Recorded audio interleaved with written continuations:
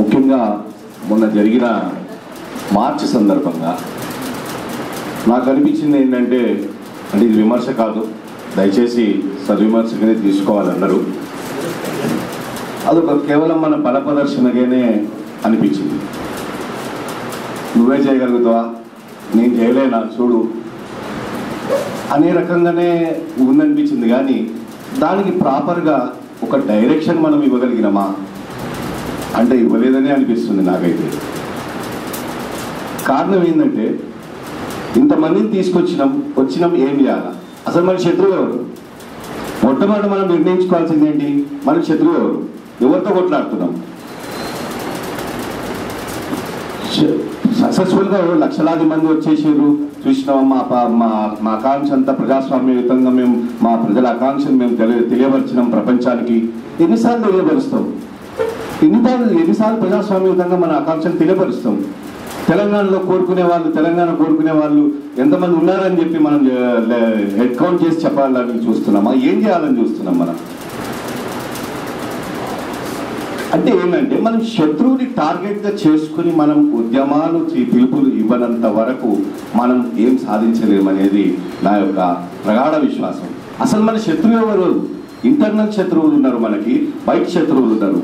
ఇంత చేసి వీళ్ళ అరెస్టులు, అది వాళ్ళ రాసిన రాధాకృష్ణ రాసిన ఆర్టికల్ దాన్ని పక్కన పెడితే కూడా 2 నిమిషాలు మనోళ్ళు ఏమని చంకలు గుద్దుకుంటున్నారు తెలంగాణ మంత్రులు. అసలు మనం పోయి ఎందుకు అడగాల మనం పర్మిషన్? ఫస్ట్ ఆఫ్ ఆల్ ఎవరిని అడగాల మనం పర్మిషన్? అంత ప్రజాస్వామ్యవాదులమని చెప్పి మనం ప్రూవ్ చేసుకోవాల్సిన అవసరం ఉందా? సరే అడిగినాక మనం పోయి మనం వాళ్ళని ఈ మంత్రులందరూ కూడా లైన్ కట్టి నేనే తెప్పించినా అని మాట్లాడతాడు ఆయన.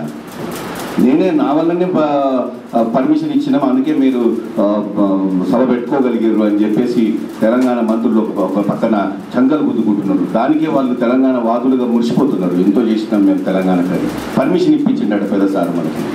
సో ఈ రకమైనటువంటి వ్యక్తులని మనం పక్కన పెట్టుకుని సంకల పెట్టుకుని మనం శత్రువుతో యుద్ధం చేస్తామంటే ఇది ఎట్లా సాధ్యం? ఇది అసలు శత్రువు ఎవరు? వాడి ప్రధానంగా ఇక్కడ మనకి హైదరాబాద్ అంశం అనేది అతి ముఖ్యమైనటువంటిది. నాయకులందరూ కూడా ఈ అస్త్రాన్ని ఈ అంశాన్ని మర్చిపోయి మనం తెలంగాణ అంటూ ఒకే బండ గుర్తుగా మనం ఏకైక పాయింట్లో మనం ఎజెండాలో ముందుకు కొట్లాడుతూ ఉంటే వాటి కళ్ళ గంతలు కట్టుకుని మనం కత్తి యుద్ధం చేస్తున్నట్టుగానే ఉన్నదనిపిస్తున్నది నాకైతే.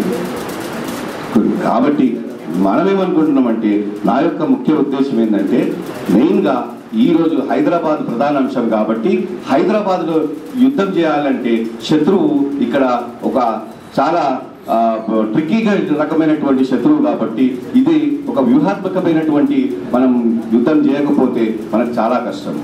మన కత్తికి 2 దారులు ఉండాలి, 2 వైపుల పదులు ఉండాలి మన కత్తికి. అప్పుడే మనం ఇక్కడ హైదరాబాద్లో మనగలుగుతాం. ఇది ఒక కాస్మోపాలిటన్ కల్చర్ ఉన్నటువంటి నగరం కాబట్టి ఇక్కడ మనం అటు మాట్లాడాలి, మేధావితనం ఉండాలి, మన కళానికి 2 పదులు ఉండాలి, మన కళము నడవాలి, మనం కత్తి కూడా పట్టుకోవాలి. 2 సాధ్యమైనప్పుడే, అంటే నా ఉద్దేశం భౌతిక దాడులకు దిగుదామని కాదు. ఇక్కడ వాళ్ళకి ఎప్పుడైతే కాన్ఫిడెన్స్ వచ్చిందో, మేము మనగలుగుతాం, ఇక్కడ వీళ్ళేమి చేయలేరు, వీళ్ళతో ఏమైతుంది అనే కాన్ఫిడెన్స్ దీని ద్వారా ఇంకా పెరిగిందని నేను అంటున్నా. ఇంతటి మార్చుతో వాళ్ళు ఏం చేయగలిగారు? పోలీస్ వ్యవస్థను పెట్టి ఒత్తి వీళ్ళు మనం నిలువరించగలుగుతాం వీళ్ళని అనే ఒక కాన్ఫిడెన్స్ వాళ్ళలో పెరిగింది. అలా దానికి మనం అవకాశం ఇచ్చినాం. సరే, దాన్ని అంటే వైలెన్స్ దిగాలని కాదు దాని ఉద్దేశం. నేనేమంటున్నా అంటే, వాళ్ళని టార్గెట్ చేసి మనం పిలుపులిస్తే కనుక డెఫినెట్గా వాళ్ళు భయపడతారు. ఇక్కడ ఈ గడ్డ మీద వాళ్ళు మేము బతకలేమురా దేవుడా అనే పరిస్థితి మనం తీసుకురాగలిగితే తప్పకుండా మనం తెలంగాణను సాధించుకోగలుగుతామని చెప్పేసి నేను ప్రగాఢంగా విశ్వసిస్తున్నా.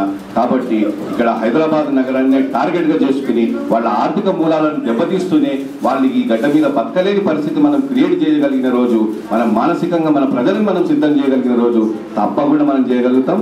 అందుకే బెల్లయ్య నాయక్ గారు అన్నట్టుగా, లక్ష్మణ్ గారు అన్నట్టుగా ఈరోజు మనం అందరం కూడా ఒక అన్ని సంఘాలతో కలిపి ఒక బ్రాడ్ బేస్డ్ మూమెంట్ని మనం హైదరాబాద్లో బిల్డప్ చేసుకునే కనుక. ఎందుకంటే తెలంగాణ కావాలనే వాడు ఇక్కడే ఉన్నాడు, తెలంగాణ వద్దనే వాడు ఇక్కడే ఉన్నాడు. ఇద్దరు 2 సంఘాలు చెరవ పట్టుకున్నారు మనకి. వీళ్ళతో మనం ఫస్ట్ యుద్ధం చేయాలా, మన శత్రువు కూడా మనం తెలుసుకోవాలా. అది చాలా ప్రధానమైనటువంటి అంశం. సో శత్రువుని టార్గెట్ గా చేసుకుని మనం ఉద్యమాలకు పిలిపిస్తే తప్పకుండా సక్సెస్ అవుతామని చెప్పేసి నేను ఆశిస్తూ నాకు అవకాశం ఇచ్చినందుకు ఉద్యమ వందనాలు తెలుపుతూ ధన్యవాదాలు అందరికీ. జై